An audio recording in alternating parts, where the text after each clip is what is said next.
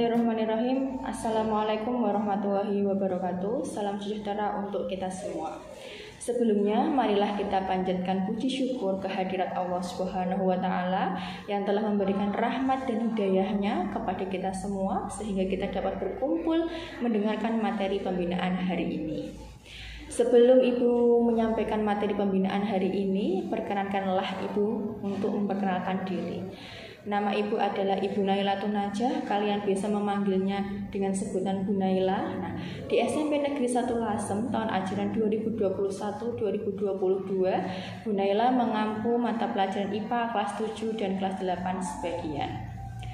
Baiklah anak-anak, materi pembinaan hari ini yaitu tentang kenali, waspadai, dan proteksi diri terhadap virus corona.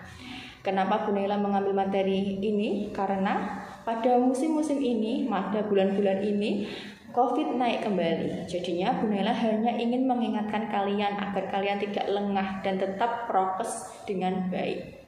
Nah, nanti di sini Bu Naila akan menyampaikan 4 poin penting, yaitu penyebabnya apa, bagaimana penyebabnya, terus bagaimana saat kita itu gejalanya saat kita kena, terus bagaimana caranya kita mengobati dengan gejala yang ringan, terus bagaimana kita untuk proteksi diri terhadap virus corona. Jadi memproteksi diri agar terhindar dari virus corona. Nah, perlu kalian tahu, bulan ini merupakan musim penghujan, di mana apabila musim penghujan itu banyak wabah penyakit yang mudah masuk ke tubuh kita. Karena apa? Pada saat musim penghujan, tubuh kita itu kalau tidak kuat itu sangat mudah terkena penyakit seperti itu. Apalagi di sini masih masa pandemi dan masih ada virus corona yang berkeliaran. Nah, COVID-19 merupakan singkatan dari coronavirus disease yang dia bermunculan pada tahun 2019, makanya dia 19. Nah, di sini virus ini itu yang menyebabkan penyakit corona. Nah, dulu yaitu corona itu dari varian yang alpha sampai sekarang yaitu Omicron. Nah, di sini Omicron ini merupakan varian virus pada saat ini menurut Kemenkes RI. Jadi varian Omicron itu sangat mudah menular ke orang, jadi sangat mudah menular dibandingkan varian sebelumnya. Tapi kalau varian Omicron itu menularnya dengan gejala yang ringan, jadinya seperti flu seperti itu. Tapi jangan dianggap remeh walaupun itu ringan. Tapi kalau kita di sekitar apabila kita terkena, atau di sekitar kita itu ada balita, lansia, atau orang yang berkomorbid itu adalah yang dia mempunyai penyakit bawaan. Terus ada misalnya dia belum vaksin 1, vaksin 2 maupun vaksin booster, itu juga sangat berbahaya apabila terkena virus corona walaupun varian ini. Nah, sekarang sebenarnya di sini Bu Naila akan cerita sedikit. Sebenarnya itu coronavirus sebelum booming di tahun 2019, Bu Naila itu pernah menyampaikan materi tentang sistem pernafasan. Di sini sistem pernafasannya itu yaitu membahas tentang gangguan yang ada pada sistem pernafasan kita. Nah, salah satunya yaitu adalah penyakit tonsilitis dan faringitis, di mana salah satu virus yang bisa menimbulkan penyakit itu merupakan salah satunya adalah coronavirus. Seperti itu. Nah, mungkin pada saat muncul 2019 coronavirusnya itu dia mengalami suatu mutasi yang sangat berbahaya sehingga dia bisa menular dengan cepatnya seperti itu. Nah, di sini apabila kita terkena corona dengan varian Omicron, yaitu misalnya gejalanya yaitu demam, terusan ada demam, terus pusing, terus tenggorokan sakit, batuk, digunakan untuk menelan itu sakit, terus nyeri otot, itu bisa saja terkena varian Omicron. Jadi kalau untuk mengetahui positif atau tidaknya itu kita harus swab atau PCR.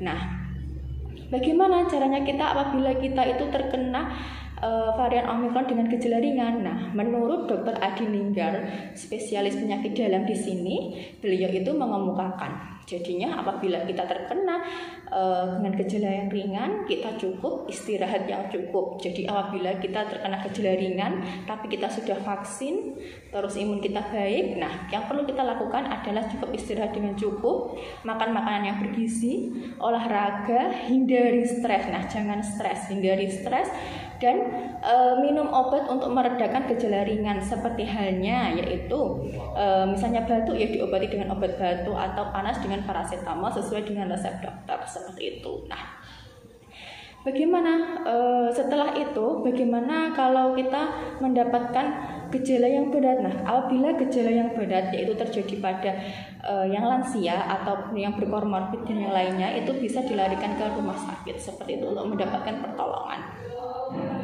Terus sekarang bagaimana cara kita untuk proteksi diri kita? Bagaimana cara kita untuk proteksi diri kita agar diri kita itu tidak terkena virusnya? Nah, yang pertama yaitu memakai masker.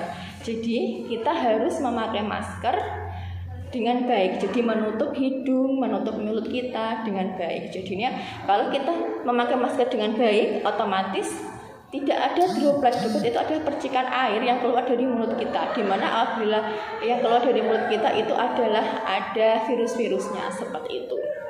Nah, yang kedua yaitu menjaga jarak. Nah, menjaga jarak di sini kita harus menjaga jarak sesama dengan teman kita adalah minimal 1 meter. Di SMP Negeri 1 Lasem di sini yaitu sudah menerapkan PTMT 50%, di mana kalau PTMT 50% itu anak-anak itu yang masuk hanya 50%, jadinya hanya setengah dari jumlah siswanya. Jadi setiap bangku itu diisi 1 anak, jadi ada renggangnya 1 bangku kosong. Nah, itu untuk membuat jarak antar teman. Nah, di situ di SMP kita sudah menerapkan dengan baik seperti itu. Terus yang ketiga yaitu mencuci tangan. Lupa mencuci tangan. Nah, di sini saat kita mencuci tangan, nah apabila kita masuk sekolah itu kita kan selalu prokes dengan ketat, yaitu termogan dan mencuci tangan dengan baik dan benar. Kita harus mencuci tangan sebelum kita mau makan, sebelum kita mau beraktivitas, dan setelah kita memegang sesuatu ataupun beraktivitas, seperti itu. Nah, cuci tangannya itu harus menggunakan sabun dan gerakan yang benar agar semua kuman-kuman yang ada di tangan kita maupun kuku kita itu ya bisa bersih, terhindar dari kuman penyakit, seperti itu. Nah, yang keempat yaitu tentang mengurangi mobilitas. Jadi apabila mengurangi mobilitas, jadi kita itu sudah diatur di kelas untuk duduknya satu-satu. Nah, kalian dilarang untuk bermobilitas, jadi bergerak berpindah ke tempat teman yang lainnya. Jadi misalnya mau pinjam sesuatu, pinjam barang ke temannya, itu tidak boleh. Karena apa? Kita harus membawa barang kita sendiri. Nah, karena masih musim pandemi, jadinya kita dilarang untuk meminjam-minjam punyanya teman kita. Jadi dilarang untuk bermobilitas dan berinteraksi dengan intens.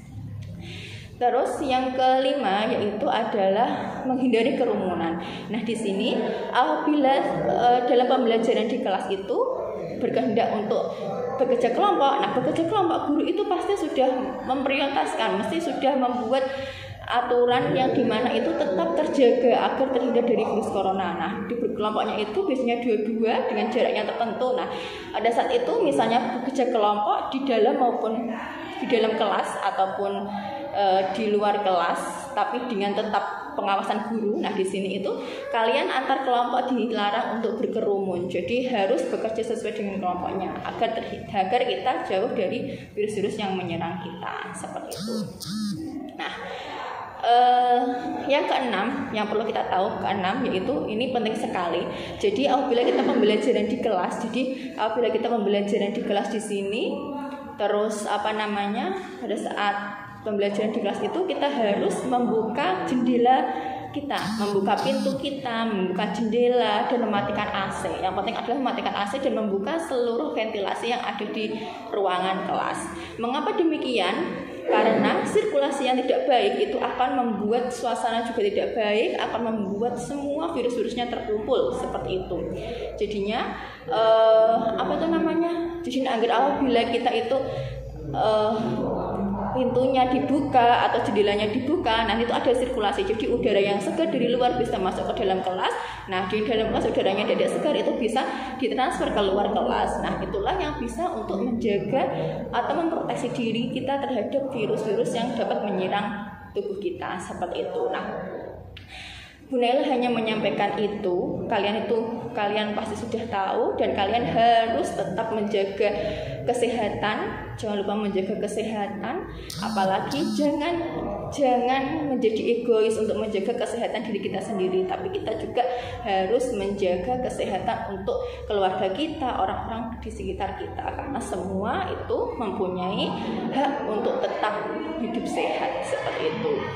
Nah, tetap patuhi protokol kesehatan dan tetap laksanakan sesuai dengan protokol kesehatan yang ketat. Terusan selalu menjaga tubuh kita agar tetap fit, makan makanan bergizi dan yang lainnya. Itu jangan lupa diterapkan dalam kehidupan sehari-hari. Sekian pembinaan materi hari ini. Semoga bermanfaat dan dapat diterapkan dalam kehidupan kalian. Wassalamualaikum warahmatullahi wabarakatuh.